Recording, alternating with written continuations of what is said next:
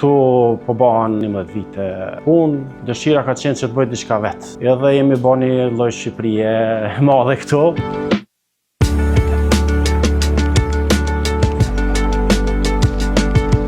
Norvegji ka marrë 2014, sigurisht përmes lidhjes martësore. Ka qenë një rrugtim, ndoshta fillimi këtu, diçka krejt e re, gjuhë e re, që nuk ndoshta për vendet tjera që edhe na ka rënë me vizitu gjuha gjermane dhe angleze, për shembull veç një kom pak a shumë që kemi ditë. Por këtu ka qenë diçka krejt e re edhe pak ma pa dëgjueshme edhe ma vështirë ndoshta me mësu me tutje, po prej profesionit që kam pas qysh në Kosovë, ka qenë shumë e lehtë këtu me atë profesion me dëpërtu, me gjetë punë, edhe me vazhdu tutje deri tash kur që jam 8 vite gati që vetëm punoj me biznesin ton. Kosovë si punë kam fillu 2005. Para prakisht kam qenë edhe në kurse edhe në akademi për frizer berber.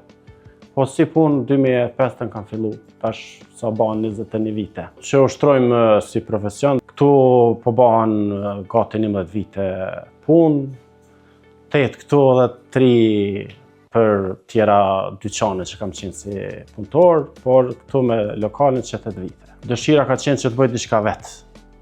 Po normal, nuk kam qenë e mundshme prej fillimit kur kam ardhur, edhe me qenë financiarisht i gatshëm për me investu, edhe me mësu pak rregullat, sistemet, gjuha sigurisht prej kryesore, se s'mund me ecë tutje pa komunikim gjuhës.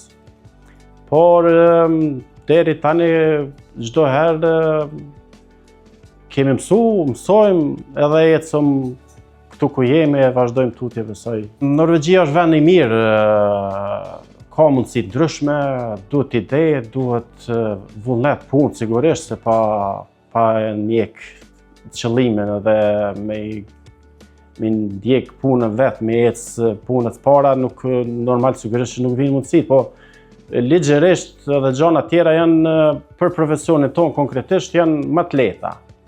Pa marrë parasysh nëse shembull ta marrim që vendet tjera të Evropës për me hap një dyqan tillë, frizer, berber, duhet të jesh i diplomum edhe të kesh diplom për të hap biznesin. Këtu po ditë profesionin mundesh edhe pa diplom, është një lehtësim shumë i mirë që mund me fillu me hap biznes pa pas kvalifikim.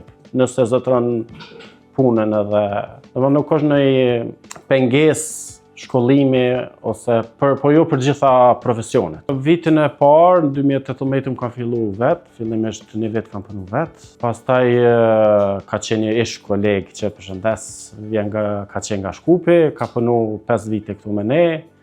Tani bën 3 vjet që kemi edhe kolegët që vinë nga Jetmiri nga Tetova e Maqedonisë edhe Dimitri nga Gjirokastra nga Shqipëria.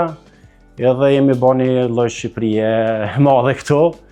Edhe kështu ka ecë hapat, zakonisht edhe deri tani kemi bashkëpunu vetëm me kolegë që janë prej trojeve tona, nuk kemi pas dikon, jemi pak fanatik këtë drejtim, nuk kemi punësu dikon tjetër. Klientët tanë janë ndryshëm, shumica e madhe janë pjesa e komunitetit tonë shqiptar, edhe pastaj norvegjez, një pjesë e madhe, nacionalitete tjera ndryshme.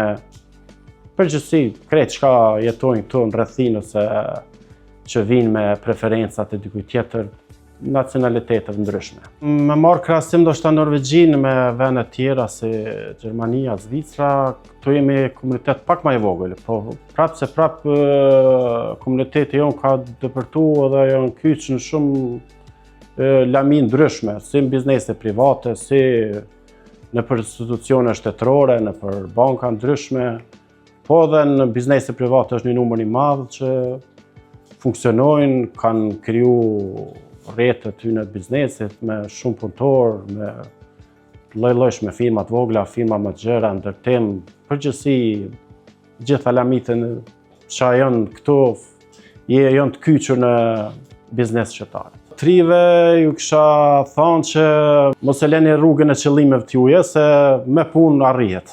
Mos u dorëzoni kurrë, se ndoshta nuk bëhet shpejt, po mas do vite ku marrë suksesi.